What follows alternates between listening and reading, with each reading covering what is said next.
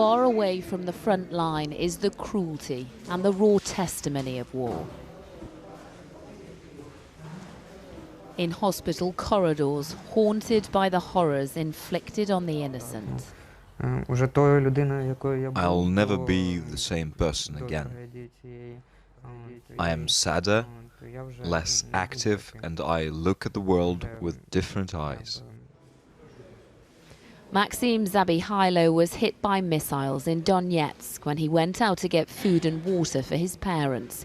His leg was torn off by shrapnel, his arm broken. The first sound I heard was like thunder. I got blown into the air, thrown to the ground, and I could see my leg had gone. My arm was pouring with blood, and I was just screaming for help. Maxim no longer has nightmares. He doesn't have dreams anymore either. Financially, we have nothing. No house, our home is destroyed. I'm a refugee in my own country. His mother, Elena, rarely leaves his bedside. As a mother, it's so hard, so painful to see your child lying helpless, and you can't help him. I want him to get back on his feet and have a life. He's my pride and joy, my only child. Elena wants her son to have a prosthetic limb, but doesn't know where to start.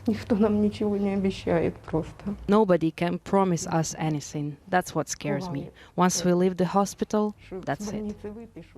No comfort is enough. It is real, tangible help these patients need. This is just one hospital in one town in Ukraine, but numerous patients have had amputations here. Some have had several limbs removed. This is, of course, happening to soldiers, but also to many civilians. And for them, getting rehabilitation is much more difficult. Mental health support in Ukraine is a relatively new treatment. Right now, it's in short supply for those struggling.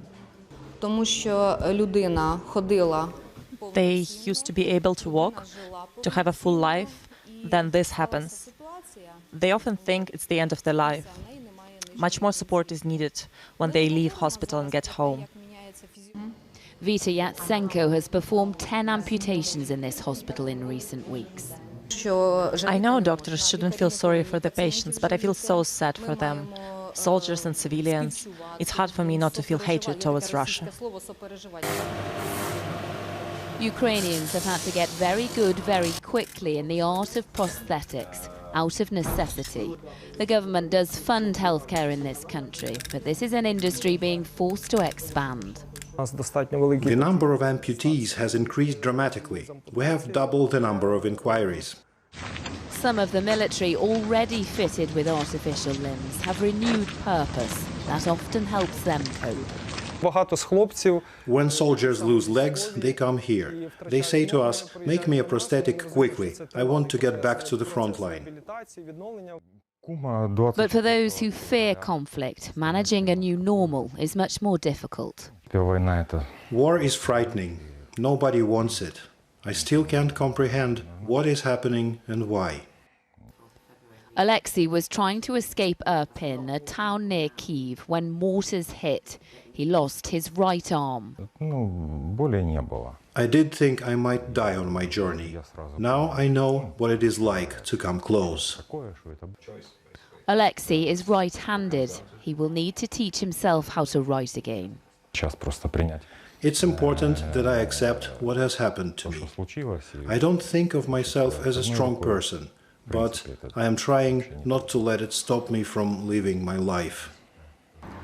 In a war that terrifies ordinary people, the cost of conflict is high, and the injustice of this invasion weighs heavy.